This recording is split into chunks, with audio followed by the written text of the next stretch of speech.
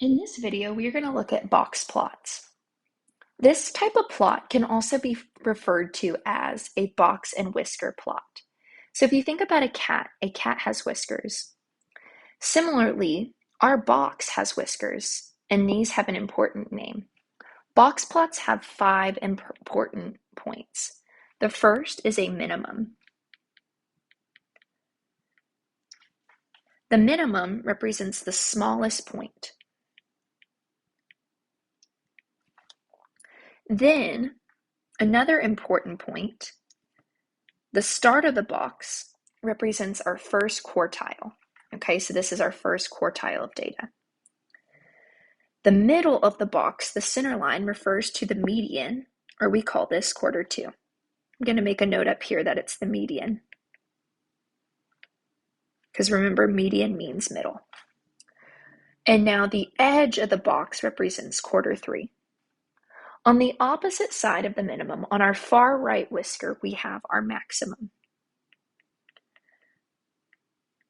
This is our biggest amount, or our greatest amount. We are going to look at this example and create our own box and whisker plot. The following information shows the amount of time that students spent exercising.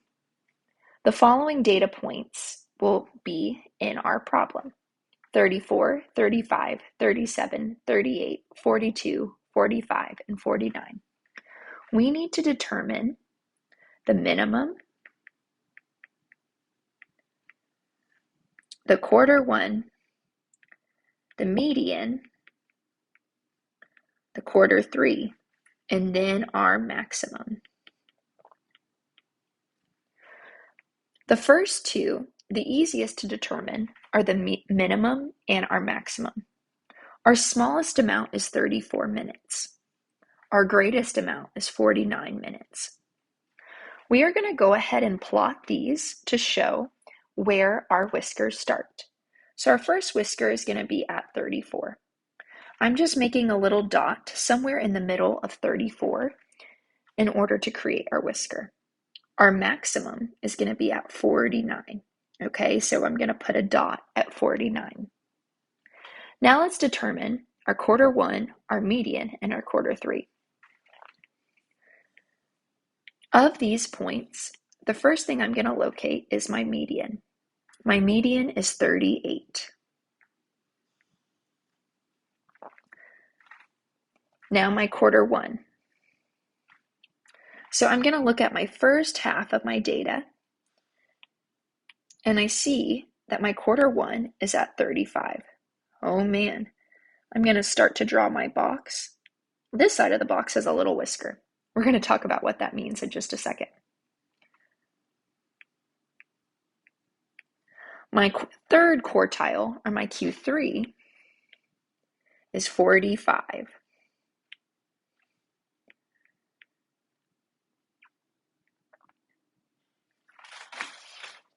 Now, I am going to use this cool feature on my iPad,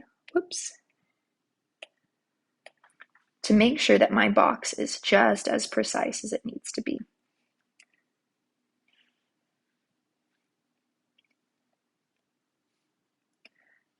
Your boxes don't have to be perfect, but if you know me, I like to have pretty precise data or information. Okie dokie, let me get this ruler away. Awesome. So the last thing I need to do, I created the outer edge of my box. I need to identify the median.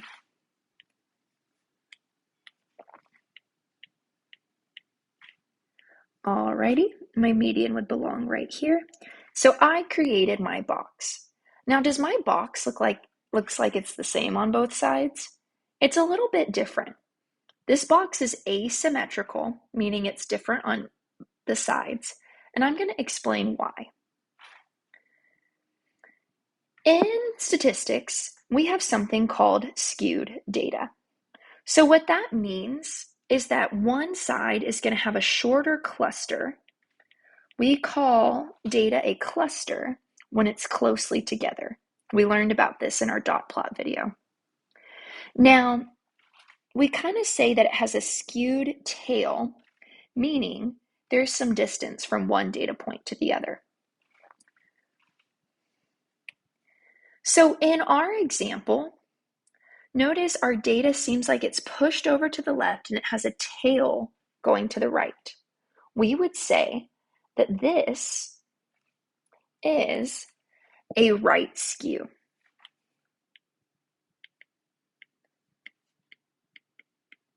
And you can think about it as because it has a tail to the right. So in our two examples, our first one down here, our skewed data, this would be called a left skew.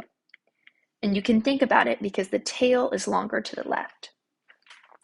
In this next one, we would have a right skew. If you were to see this on a chart, which we're probably not going to look at, our data would be something like this. Notice I have a longer tail to the left, and my data is bunched up right here in the right. Again, if I were to have a right skew, my data would look like this. Now, we're not going to talk about that in this math class, but I just wanted to show you an example. I hope that you enjoyed this video. Have a good rest of your day.